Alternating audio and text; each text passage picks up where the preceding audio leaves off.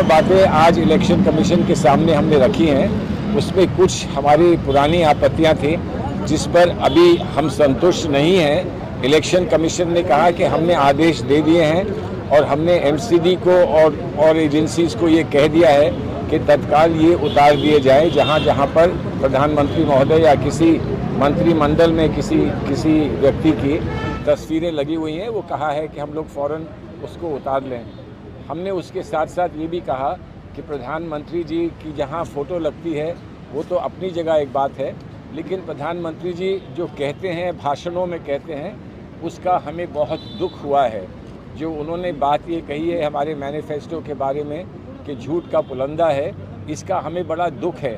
आप कहीं भी डिसएग्री कर सकते हैं किसी और पार्टी के साथ, आप उसके तर्क दे सकते हैं, आप उसका कटाक्ष कर सकते हैं, लेकिन ये कहना कि एक राष्ट्रीय स्तर की पार्टी जो हमारे राष्ट्रीय आंदोलन में सम्मिलित रही वो ऐसा झूठ का पुलंदा अपने मैनिफेस्टो में लिखेगी, जबकि एक बहुत अच्छा मैनिफेस्टो लिखा गया है।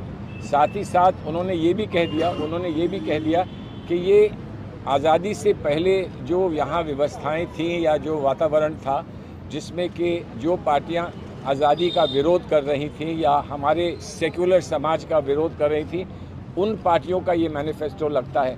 इस बात का हमें अत्यंत दुख है और हम ये समझते हैं कि हिंदुस्तान के इस देश के प्रधानमंत्री को ऐसी बात कहने का कोई अधिकार नहीं है। इस बात को हमने इलेक्शन कमीशन के सामने रखा है और उनसे विशेष आग्रह किया है कि इसको गंभीरता से वो लें और इस पर जो कार्रवाई कर सकते हैं वो कार्रवाई तत्काल करें। अब हमारे साथी अभी पवन खेरा जी यहाँ पर हैं और मुकुल जी हैं, सप्पल जी हैं।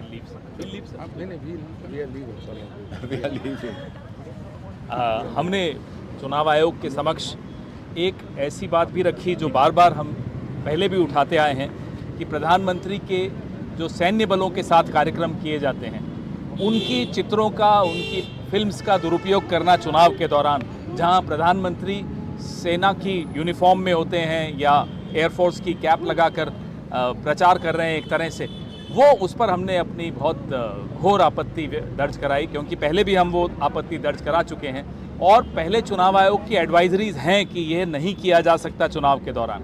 तो आज हमने चुनाव आयोग को उनकी अपनी एडवाइजरीज भी स्मरण कराई कि ये आप ही की एडवाइजरीज हैं और ये बार बार रिपीट ऑफेंडर है बीजेपी, उस दिशा में भी चुनाव आयोग को कदम उठाने चाहिए। मेरे साथी गुरदीप सप्पल जी आपको बाकी जानकारी भी देंगे।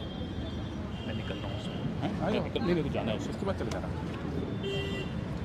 एक जो और मुद्दा आज हमने उठाया, पिछली बार जब हम इलेक्शन कमीशन को मिले थे तो हमने फ्री स्पीच का मुद्दा भी उठाया था और जो डिफेमेटरी पोस्ट है भारतीय जनता पार्टी के हैंडल पर, जो बहुत सारी ऐसी विभाजक कंटेंट वो बना रहे हैं, वो उनके हैंडल से पोस्ट हो रही है, उसकी शिकायत की थी।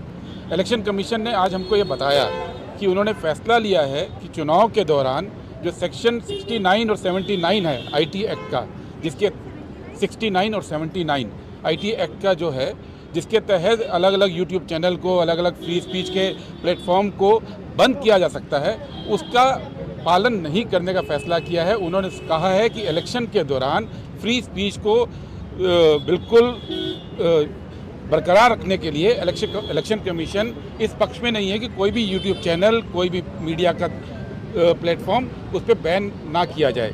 लेकिन हमने उनको ये भी ध्यान दिलाया कि इलेक्शन कमीशन तो ये नहीं करने जा रहा है। इलेक्शन कमीशन ने तो कहा कि वो फ्री स्पीच चाहते हैं, लेकिन सरकार की जो मिनिस्ट्री है, मिनिस्ट्री ऑफ इंफॉर्मेशन ब्रॉडकास्टिंग, सूचना प्रसारण मंत्रालय, वो कई यूट्यूब चैनल्स को बैन कर रही है, कई सारे पत्रकारों के हैंडल्स को बैन कर रहे हैं। अभी 2 दिन पहले भी एक यूट्यूब चैनल था बोलता हिंदुस्तान, उसको भी बैन किया गया। और जो बैन किया गया, यूट्यूब की ओर से बताया गया कि इस बैन के वो कारण नहीं बता सकते, क्योंकि मंत्रालय ने उनको कहा है कि इसको कॉन्फिडेंशियल रखा जाए। हमने ये बात इलेक्शन कमीशन के समक्ष रखी है कि चुनाव के दौरान ये जो अधिकार है सेक्शन 69 के तहत, वो मंत्रालय के पास नहीं होना चाहिए, वो चुनाव आयोग के पास होना चाहिए। और चुनाव आयोग हमारी बात से सहमत था। उनका ये मानना था कि चुनाव में फ्री स्पीच को हर हाल में बरकरार रखना चाहिए।